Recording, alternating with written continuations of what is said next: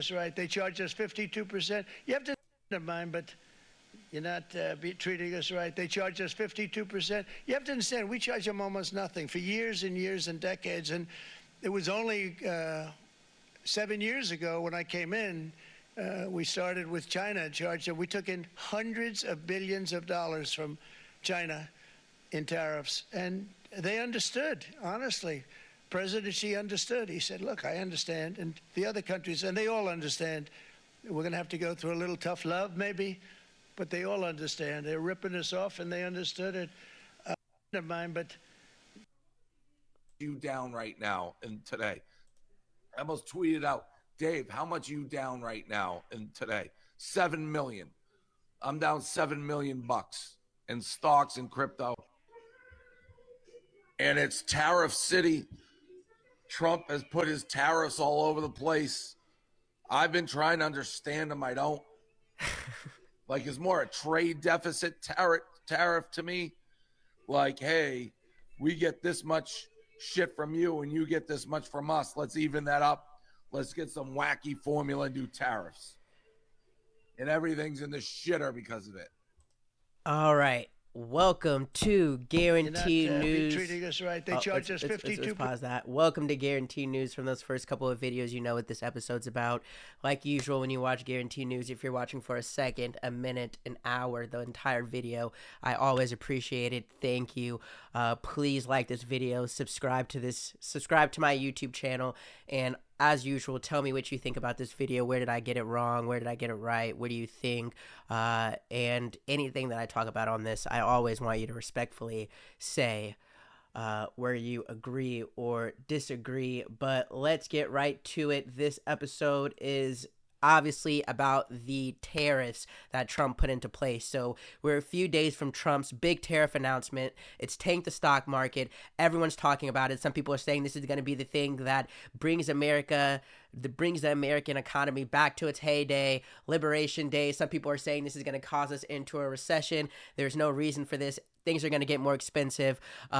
Trump basically put, at the very least, a blanket 10% on all imports coming in from all countries. He has the 25% import on all foreign-made cars. That's full cars and parts. And then the big thing is these reciprocal tariffs that he put into place that are based on certain countries. And like Dave Portnoy said in that video, it's based on certain countries and based off this weird math on what they charge us. Based on like our national deficit, take this, divide this, and he's saying it all makes sense. People are saying it doesn't make sense. But here's the thing. Trump is saying it's going to bring jobs home. Trump is going to saying it's going to bring a lot of trillions and trillions of dollars back into America. Companies are going to start making things in America. People are going to start buying things in America. Critics are saying it'll bring prices up. It'll start a trade war. So we're going to break it down quickly. I'm not going to get into every single asset of this. I'm just going to break it down quickly because it's interesting. You know, why is he doing it? What this could do to the country? Why say it's genius? Why say it's bad? Why is it a punchline? Why could it just be something that when you go out and try to buy groceries, things are more expensive? That's kind of what I want to cover into here. So first, let's go back to that video I just showed because it had a little thread that was interesting. So let's just take a minute to look at some of these tariffs, right? This is like he came out in this first video. He came out and had this big thing where he had a chart up and he was talking about all these different countries and the percentage of tariffs that's against them, right? So let's do a couple fast facts with this. So on April 5th, today is when the 10% across the board on all tariffs take into effect. The automobile tariffs already started, and the auto imports already started. Canada has already responded with their own 25% tariff on vehicles. So now we're in that point where we can start to see the prices rising, and we'll see we're in that pain period point is what I like to call it of how long are Americans going to have to wait before we start seeing the shit being built here that's going to cause jobs, where we're going to start seeing all this money being poured into America. We're waiting for that now, but I was also waiting for that point of when are we going to start to see things actually get more expensive, and it seems like we're at that point right now. Now, let me kind of go into this article to just get a little bit of into this. This is a Guardian article. So Trump's chaos-inducing global tariffs explained in charts. So Trump's new tariffs are twofold. First, all imported goods will be subject to a 10% universal tariff starting today. Then on April 9th, certain countries will see higher tariff rates, what Trump has deemed reciprocal tariffs, in retaliation for tariffs that countries have placed on American exports. Keep in mind that tariffs are paid by American companies that are importing goods such as wine from Europe or microchips from Taiwan. I'm not going to say anything that you haven't heard. Basically, when the tariffs, they're calling it a tax on Americans. When the tariffs come into us, or when these companies are importing wine from Italy and there's a 10% tariff on the wine, that means it's a 10% on whatever that wine costs, and the person that's paying that is the company bringing in the store, bringing in the wine, and then Americans or the company are going to be the one that pays it, and everybody is saying the companies aren't going to pay it because then they won't make their money. They're going to put it on to Americans. Now, one thing with this that really interested me that I want to do with my next video is, like, when you look at this big list, like, this is all the countries. So China. So they're saying China, this row is like what they charge us, and this is what Trump is charging them. So it's like China 67% is what they're charging us. We're charging 34%. European users charging us 39%. We're charging them 20%, and this is all reciprocal. He's saying it is just based off of what they're charging us, right? And then all these countries get 10%. So it's like, let's see, Thailand 72, 30%, 36. South Africa, 60% us, 30% them. And this is like big board. He was up here showing it on the board. We'll show the video again, right, of him like just sitting here watching it. The thing that was interesting about that is that Canada wasn't on that board at all. And that was one of the biggest things that was interesting me, is like, what is Canada's tariffs going to be?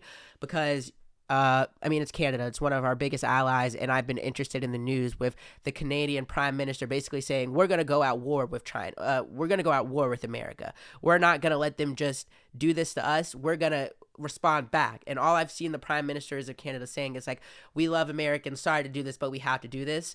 And then on the flip end, Mexico just seems to be like kind of showing its belly and being like, we don't want any smoke. So I've been interested in Canada fighting back against us and what they're doing.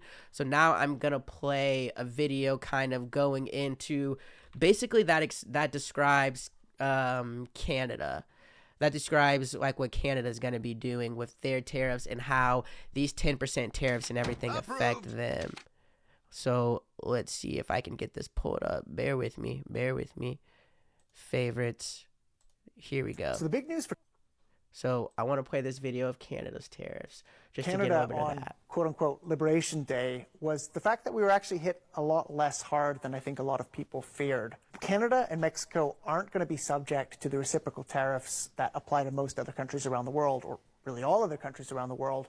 Canada and Mexico had already been facing tariffs. You probably remember the tariffs that were put on in early March that were ostensibly around fentanyl trafficking and illegal migration. So those tariffs... Stopping here, this is a good point because this goes into that whole thing of how Trump is saying these tariffs are permanent. He has his big idea, but when you look at it, you can see there's been changes. The beginning of the year, it was Trump tariffs on Canada and Mexico because of fentanyl and because he wanted them to stop the flow of immigration and immigrants coming here illegally. So you're putting these tariffs because that's going to make their lives harder. So you know, he's putting these tariffs because it's going to make their lives harder. So if you basically do what I say, stop the flow of drugs, stop the flow of immigrants, I'll take these tariffs away, negotiating tactic. But then ever since then, he's changed a lot of it. So that's why I stopped it there to make that point. Those tariffs are still in place, but the important part is Trump gave an exemption to those tariffs for Canada and Mexico for all goods that comply with the Continental Trade Agreement, which the Americans call the USMCA. Here in Canada, we call it the CUSMA. Everybody probably remembers it as NAFTA, which is what it used to be called. But the key point is that exemption that was granted for goods that trade under the CUSMA or under the USMCA are going to continue. That means a large portion of trade coming from Canada and coming from Mexico into the U.S. is going to be able to trade tariff-free. That's a big difference than what was announced for all other countries. So Canada is still facing tariffs. We're not scot-free. Auto tariffs are coming into effect. Tariffs on steel and aluminum are coming into effect. We're still in a trade war with the United States, but in many ways, Liberation Day wasn't as harsh on Canada or Mexico as it could have been. So maybe Trump is saying, I already have the tariffs going on them. We have trade agreements. These are partners. We want to give them a little special treatment. But I play this video to make it clear that these are this is a big negotiation going on with this, which can make it why it's scary, because it's hard to put a thumb on how long is he doing it? Exactly why is he doing it? What does he want from all of these countries? It makes it harder if he's negotiating, because if you're negotiating, everything's always changing, and we're, as the American people, not going to know what the main end goal of those negotiations are. So Canada and Mexico, but mainly Canada, is interesting me because they schemed not getting scot-free like this guy's saying, but they're not getting these reciprocal major tariffs, which you guys are doing to us, we're doing to them. So I wonder what the negotiations are there, and that's interesting to me, right? So now let's go over why he's doing this. Reduce the U.S. trade deficits. Everybody is saying, if you look at the Trump side, America's been getting fleeced on trade for all these years. We are going and taking all this stuff from China. The thing is, you don't see any American-made cars in China. You see a lot of Chinese cars made in America. China doesn't even let American-made cars. This is the argument that is happening, right? We're getting fleeced. All these countries are protecting themselves. We're not protecting ourselves, and we're just giving everything to someone. And now Trump is going to give us the heel that we need, or the push that we need to get an economic boom that we deserve. Also, to rebuild American manufacturing. Made in American, right? Buy American, make it in American. You won't feel the pain of this, is what people are saying. So if you're buying American-made things, you won't have to worry about tariffs. And if you buy American-made things, well, companies are going to say, okay, well, why won't we just put all of our money into making stuff in America? You've seen Trump saying, we're going to get to this, Trump say trillions of dollars in Apple coming. Something with Indiana, where I'm from, there's like a car industry, I forget, don't even want to say it and be wrong, that's going to build a plant here, right? So we're going to get American manufacturing, which brings jobs because people have to work in those places. And then it's going to bring money and stuff. It's going to grow the economy, because if you're putting trillions of dollars into a city to build a whole bunch of shit here, it just makes the economy better. It makes the city better. It's good for everybody. That's what they're saying. And then punish companies that offshore jobs. It's cheaper to make stuff in China. We're punishing for that. Make it in America. That's what they're saying. And this is basically Trump, from what I've been seeing, and this is like his legacy play. Like, this is going to be the thing where in 4, 5, 6, 7, 8 years, people are going to look back and said, Trump did something that was hated by a lot of people, but it was for the betterment of the country. And looking back on it, one of those things where I'm a genius and I wasn't respected for it in my time. That's kind of like the conversation with this. And again, I'm going to play this video. We're just hearing from the president. He is currently... And I want to play this video because with all of that good, and all that sounds good and great, but it's hard to know it, again, if he's negotiating and there's not a set plan. Even the talks of hours before he had that big announcement on like Wednesday, he was still figuring stuff out, or how he was going to do every country and trade every country. And the talks of like certain countries had no tariffs, certain countries are being tariffed when there's no people living in them. It just gives you that fear of like, okay, maybe all this good stuff could happen, but how can he make it happen if everything is so changing? And let's just watch this video. Gaggling on Air Force One with reporters. So let's see. And keep in mind, this video came out on April 3rd, so 2 days ago, like a day after the shit happened, and Trump was on Air Force One talking about the tariffs. So let's go into this reporting. Just hearing from the president. He is currently gaggling on Air Force One with reporters. So we are getting these headlines from the wires. But the first one that I want to read to you, Trump says that he is open to tariff negotiations if other countries offer something phenomenal. No details there on what exactly phenomenal means, but obviously a big shift there from the rhetoric that we've been hearing from the administration all day, including from Navarro just earlier this hour on this show, saying that this is not a negotiation. So far, they've been saying that they are not open to deals for the first time now since these tariffs were announced 24 hours ago. The president is saying he would be open to negotiations, but again, only if countries offer something phenomenal. Much more to watch there, but that should come at least as a little bit of relief, or a sign for countries that maybe there is room there to strike some sort of a deal and to see these tariffs ultimately lowered at least. Now, the thing with this, and I want to get like, the thing with this that like really interests me is like, what is going to be that period of time for Americans to have to wait, because the critics of this and people that don't support this is saying you're gonna drive the economy into a recession. If you know anything about stocks, they've just been down the last couple of days, and it's how long are Americans gonna have to wait before we start seeing this manufacturing boom, before we start seeing, if it's negotiating countries, how long are they gonna want to fight out for? Because that's the interesting about Canada. Like, they've said we're in a war with them. That's the thing about China. They did like a 54% tariff back on us. So if while we're in this tariff war, once companies start running out of the inventory that they have now and having to get new things, and then when they re-up, those tariffs are put into place, then that's when the stuff starts getting expensive, when we start feeling it, when stuff that's already in stores is stocked out. After that, we start feeling it. And how long are we going to feel that for before companies start rolling their bellies like Mexico and saying, okay, we're gonna lower your tariffs? Or a company is building something in China and they're saying, okay, we're gonna build it in America, but then you have to build the stuff in America. You have to do all the stuff that goes there. Is this something that happens in a year, 2 years, 3 years, 4 years? Is Trump going to be holding on tight to this for the whole entire time, always negotiating? And while this is going on, are Americans going to just be kind of like having to deal with it? And then in 5, 6, 7 years, we get a push that's better, and then 9, 10, 11, 12 years, we start to see all the fruits of this labor. If that's the thing, then this was too big of a switch too fast, because I don't think it should be 4, 5, 6, 7 years of pain and negotiating and companies deciding to switch, companies trying to figure out how to get around it.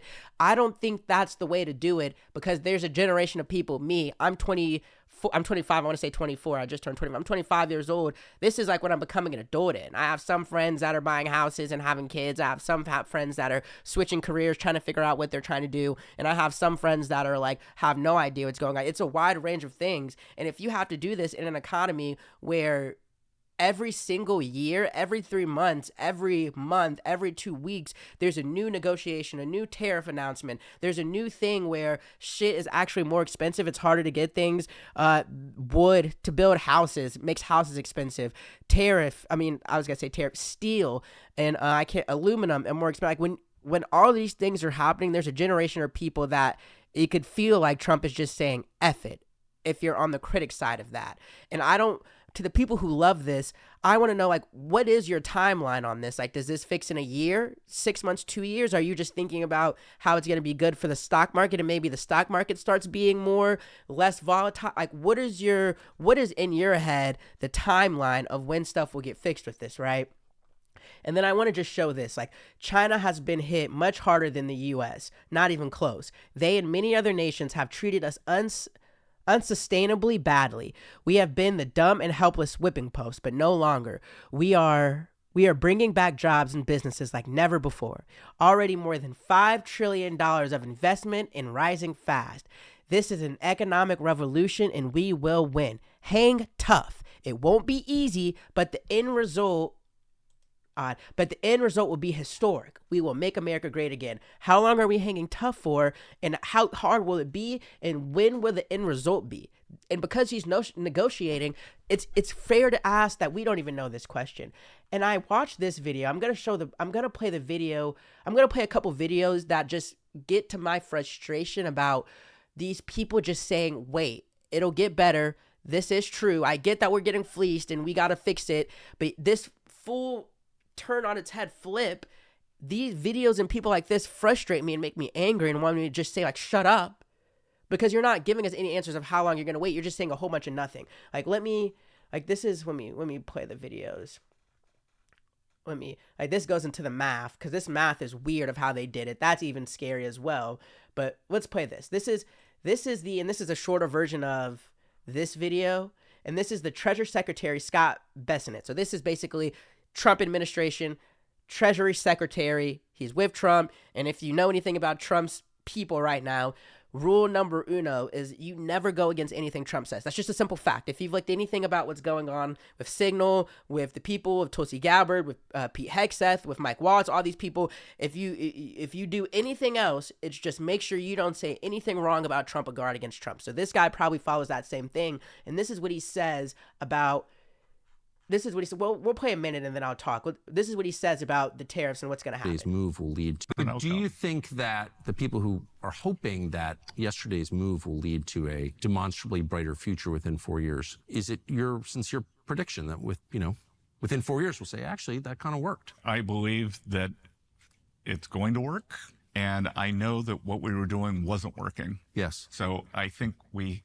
have to try this. And I have a high confidence ratio it's going to work. I'm not happy with what's going on in the market today, but the distribution of equities across households, the top 10% of Americans own 88% of equities, 88% of the stock market.